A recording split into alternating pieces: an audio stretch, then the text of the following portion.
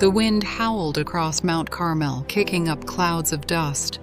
The parched earth was cracked and dry, like the thirsty lips of a giant. The Israelites were a dark, silent mass on the hillside, their clothes ragged and their faces gaunt, 3.5 years of famine having sapped their strength and hope. Standing before the crowd was King Ahab. His face was a mask of simmering rage and anxiety.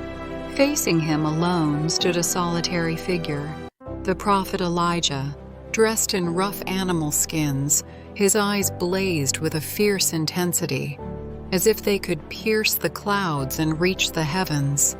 Elijah's voice boomed across the valley. "How long will you waver between two opinions? If the Lord is God, follow him. But if Baal is God, follow him." His words echoed in the silence, but no one dared to answer. For too long, the people of this land had been torn between Yahweh and Baal. And so the breathtaking contest began. 450 prophets of Baal emerged from the crowd. They wore ornate priestly robes and strange ornaments, their expressions filled with arrogance. They placed a bull on their altar and began to dance wildly around it. "Baal, answer us," they shouted in unison. From morning until noon, their cries grew louder. They leaped and writhed, their voices raw with effort. Yet the sky remained silent, and the bull on the altar lay still.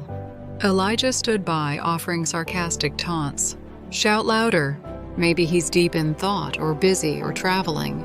Perhaps he is sleeping and must be awakened." Enraged by his words, the prophets grew even more frantic. They slashed themselves with swords and spears, believing that pain would move their God. Blood flowed freely, but as the sun began to set, no fire appeared. They had failed completely. Now it was Elijah's turn.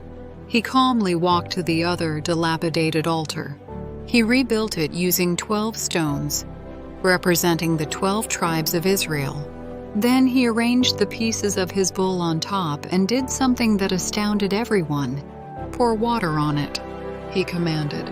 His servants brought 4 large jars and drenched the sacrifice. "Do it again." They poured another round, and the water soaked the wood and stones. "Do it a 3rd time." For the 3rd time, 12 large jars of water completely submerged the altar, filling a trench Elijah had dug around it. The crowd murmured, not understanding why he would make the task so much harder.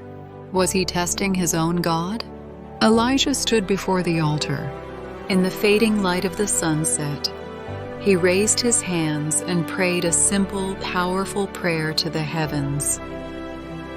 "Lord, the God of Abraham, Isaac, and Israel, let it be known today that you are God in Israel, and that I am your servant, and have done all these things at your command."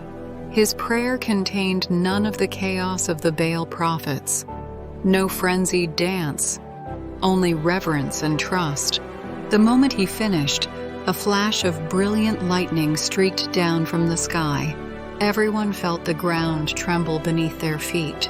A fierce fire blazed on the altar, consuming not only the bull and the wood, but also the hard stones, the dust below, and all the water in the trench. The people were stunned, their fear, exhaustion, and doubt shattered in that instant.